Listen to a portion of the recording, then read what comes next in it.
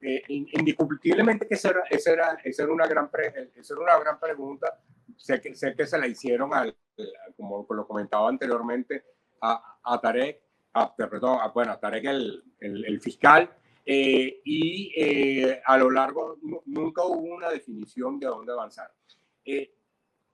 Hay un elemento, digamos, porque yo he indagado, cuando empezaron a salir los montos, los MELI, eran como muy elevados, ¿no? Y dentro de las fuentes que yo tengo en la industria, sin ánimos de que se trate de desmentir el tema de presuntos actos de corrupción, aquí se presentó una gran realidad a la hora de vender el petróleo. Es decir, ¿qué pasaba antes de la sanción? Ya ni sencillamente, como lo decía al inicio de esta transmisión, PDVSA tenía acuerdos de suministro. Fíjate que el Ministerio del Petróleo informaba todas las semanas, y eso era una data que recibíamos los periodistas de economía, de cuál era el precio de la cesta venezolana. Uno de los que eliminó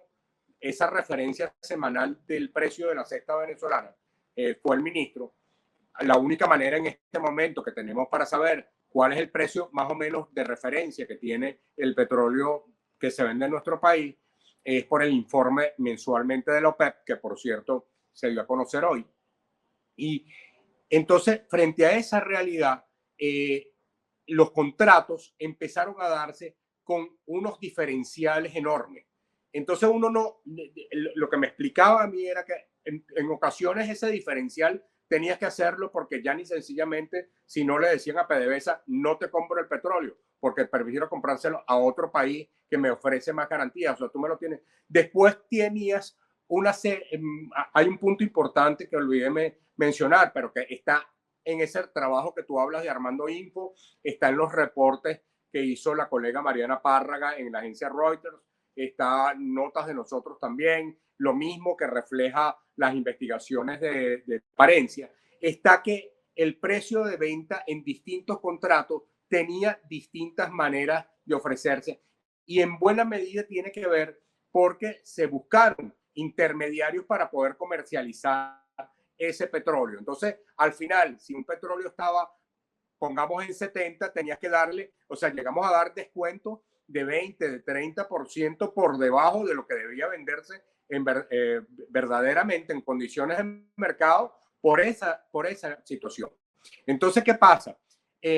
Lo que me explican, de acuerdo a las distintas fuentes que he consultado, es que dentro de ese entramado, tú te consigues gente que hizo el negocio ya ni sencillamente vendiendo como se podía vender y no se quedó con nada, y hubo gente que presuntamente se habría quedado con algo, pero donde los contratos se daban a distintos precios dependiendo de quién eran los distintos intermediarios que intervenían en la cadena de venta, dependiendo de, por supuesto, cuál era el destino, que aquí hay un punto importante, y es que buena parte de ese petróleo se enviaba al continente asiático, y eso ha quedado revelado mucho más ahora, sobre todo desde enero del año pasado, cuando entra el tema de Chevron y tú empiezas a ver que hay ventas hacia los Estados Unidos, que el Departamento de Energía reporta esas ventas, que sabes cuál es el precio, que se redujo el diferencial y que incluso PDVSA ha optado pues por aprovechando también la licencia 44 que se dio a finales del año pasado, de empezar a vender y con unos criterios no de mucha transparencia, pero sí de mayor transparencia a la que había en el pasado, y por supuesto con más ingresos para Petróleos de Venezuela, que es quizás el elemento crítico en este momento, Luz Meli, si nuevamente si decide revocarse la licencia 44, porque a lo mejor una parte de ese crudo se va a tener que buscar por contratos no tan transparentes. Fíjate que aquí las grandes petroleras han vuelto a hacer negocios con PDVSA, el caso de India, el caso de China directamente, sin la cuestión de intermediario, porque obviamente da mucho más seguridad del petróleo que tú estás percibiendo. Pero parte del problema se da dentro de ese entramado, y entonces se daban distintas modalidades de contrato, que en muchos casos yo tengo el caso de dos fuentes que me decían directamente,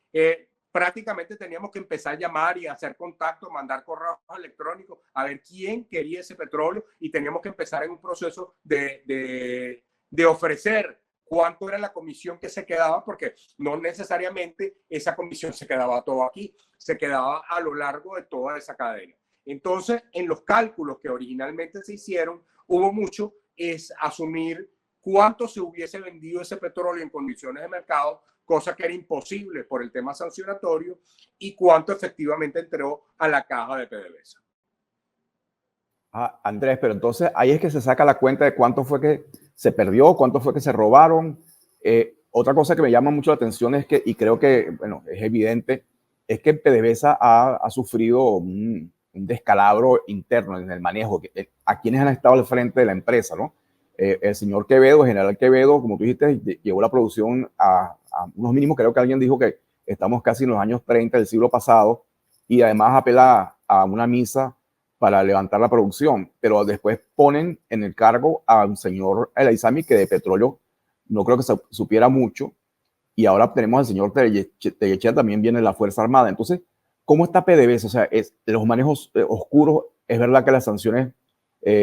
perjudicaron, y lo acabas de referir cuando dices que esta flexibilización ha aclarado mucho, aclarado no del todo, pero ha aclarado las cosas algo. Entonces, pero de todas maneras, ¿cómo está esa empresa entonces por dentro? Porque primero que ponen en los cargos más importantes a gente que no tiene nada que ver con la industria, y me imagino que hay un terror en alguna gente capacitada, que me imagino que habrá preferido irse antes que trabajar ahí, porque en cualquier momento puede quedar preso por cualquier ocurrencia desde Miraflores. No sé si es así la cosa. Mira, sí, casualmente alguien decía que es más delicado ser ministro de Petróleo que dirigente de la oposición, ¿no? Creo que ha sido, digamos, a excepción del caso de Elguir Rodríguez Araque, que era un estudioso del tema, y bueno, del mismo Rafael Ramírez, que sí tuvo vínculo en la era Chávez. En el caso de la era de Nicolás Maduro, quizás ha sido más errática, ¿no? Si bien él trató de aportar a funcionarios que tenían vínculos con el gobierno, pero a su vez eran conocedores de la industria, como el caso de Eulogio del Pino y el caso de Nelson Martínez, pues lo que pasa es que las propias circunstancias, el problema del cargo del ministro del Petróleo en esta era del presidente Maduro, Xavier, es que tiene una particularidad, que es después que salió el Ramírez, son ministros muy limitados en el poder. Quizás ese otro elemento que preocupó a un sector del chavismo, y es el poder que llegó, que ya de por sí traía dentro de un grupo Tarek El Aizami, y lo instauran en el caso de PDVSA, ¿no? Entonces, en cierta manera, era como reeditar lo que se vivió en los más de 10 años que tuvo Rafael Ramírez. Entonces, una de las cosas que se ha buscado en esta era del gobierno del presidente Maduro ha sido evitar que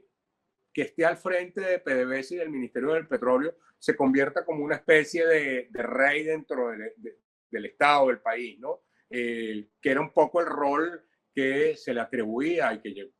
era un poco la percepción sobre el tema del caso de Rafael Ramírez. Te diría que en el caso de Maduro, Xavier, también hay intentos de ver si los militares resuelven este problema. Y creo que eso quedó demostrado, las fallas con el mayor Quevedo. Tellechea viene del mundo militar, pero digamos, también tiene una formación como ingeniero, y él tuvo, digamos, venía de una gestión ¿por qué sale a la palestra pública Tellechea? Porque logra recuperar